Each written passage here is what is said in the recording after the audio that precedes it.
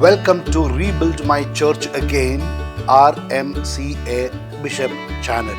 Thanks for subscribing this channel and hearing 2 videos yesterday and sending them to your good friends. I appreciate your generosity and support. My dear friend, today let us reflect on ordinary life. There is ordinary life and there is also extraordinary life. Extraordinary life is not meant for everyone. There may be people called to lead these kinds of extraordinary life. But normally we are all called by God to live ordinary lives. And this ordinary life we also call as good life. So for good life, there are some rules and regulations tried and tested over a long period of time, and thus people follow that and their life becomes really good. You know, when you look into the aviation field, there are 2 kinds of pilots. There are old pilots and there are bold pilots. There are old pilots and there are bold pilots. But they say there are no bold pilots, because those bold pilots are those pilots who take risks. And you know, when they take risk, what happens? One day, once it goes wrong, the whole passengers are dead, including the pilot. So bold pilots are there, but it is very difficult to find old bold pilots. Old pilots are those pilots who always follow the textbook rules. They don't go out of the way. What is written in the rule book, they follow. When to fly, how to fly, what to do when the weather is wrong, etc., etc., etc. So those who go out of the textbook rules may go wrong one day, and the result is all lives are lost. Therefore, new rules are made so that the safety of passengers are taken care. Then we can say, behind every rule or a law, there may be many lives lost. If we take our ordinary, mundane experience, using helmet, now it is a law.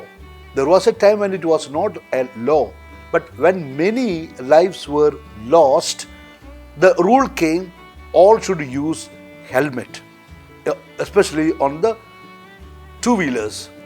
In the 4-wheelers, there was no rule about the seat belt, but today there is a law to wear seat belt.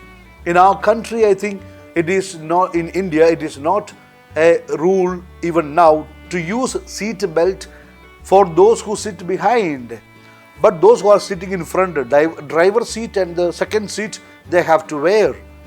Why these rules were made? Because many lives were lost. Similarly, these days during the pandemic, wearing mask and using sanitizers and keeping distance as a protocol came up because many lives were lost.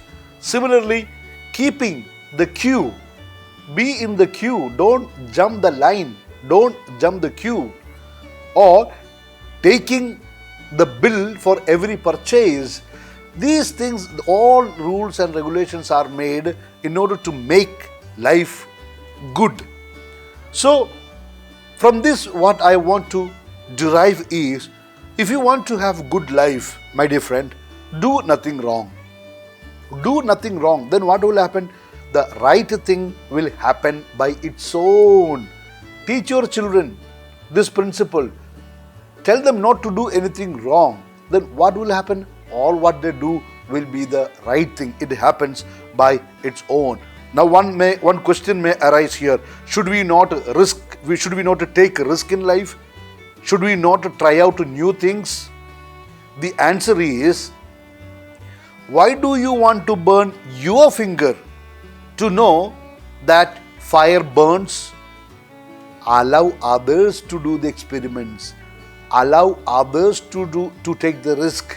We can learn from their experience. That is the beauty. So those who want to take a risk, those who want to try out new things, they may be extraordinary people. Let them do that. And from their experience, we ordinary people can learn good lesson, have good lessons and have good life. See, sometimes what happens, it is the desire to be the first in everything that make people to do certain things, and that could be very fatal. We can't say what good life guarantees. We may not be able to say what good life guarantees. You can only say what good life prevents. That you can say for sure. So to have a good life, we have to prevent certain things. We have to avoid certain things. And that is, in short, avoiding wrong things, avoiding evil. I would like to bring to your attention some of the biblical principles that guide us in this endeavor. For example, St. James 4:7, it is written, "Submit yourselves therefore to God. Resist the devil and he will flee from you." If you resist the devil, he won't stay with you. He will run away. So what we need to do is to submit ourselves to God. Take it as a rule for your life. Always submit yourself to God. 1 Thessalonians 5:22, which says, "Abstain from every form of evil." Evil can never become good. It is never good. So there is no question of experimenting with the evil and then transforming it into good. Human beings cannot do that. God can do everything. Nothing is impossible with God. But we are ordinary people and we are talking about ordinary life. The 1 Corinthians chapter 15 verse 33. "Bad company ruins good morals." So beware of in whose company you are. Matthew chapter 6 verse 13. That is a prayer. "Lead us not into temptation, but deliver us from evil." I remember about a person who wanted to help the prostitutes. In the end, he ended up being one of the clients. So, lead us not into temptation, but deliver us from evil. St. Paul's letter to Ephesians chapter 5, verse 11. "Take no part in the unfruitful works of darkness, but instead expose them." Instead, you expose them. So don't take part in the unfruitful works of darkness. Romans chapter 12 verse 9. "Let love be genuine. Abhor what is evil. Hold fast to what is good." So resist the evil and do good. Isaiah chapter 48 verse 22. "There is no peace, says the Lord. There is no peace, says the Lord, for the wicked." So for ordinary people, for ordinary life, we should avoid all kinds of wickedness. There is no use of doing wrong things and justify it with some philosophy or theology. It doesn't work.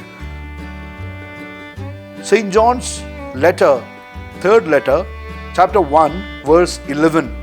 "Beloved, do not imitate evil, but imitate good.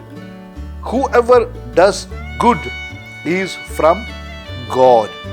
Whoever does evil has not seen God." That's the point. So, my dear friend, that's all for today. Before I give you my apostolic blessing, let me make a small request to you. Please forward this talk to others for their benefit. Please listen to one more talk if possible. It will bring you more God's blessings. Now, please make an intention in your heart. You can pray for some urgent need. Okay? So here we go. May Almighty God bless you and your family in the name of the Father and of the Son and of the Holy Spirit. Amen. Wish you a good day. Yours in the mission of the church, Bishop Franco Mullakel.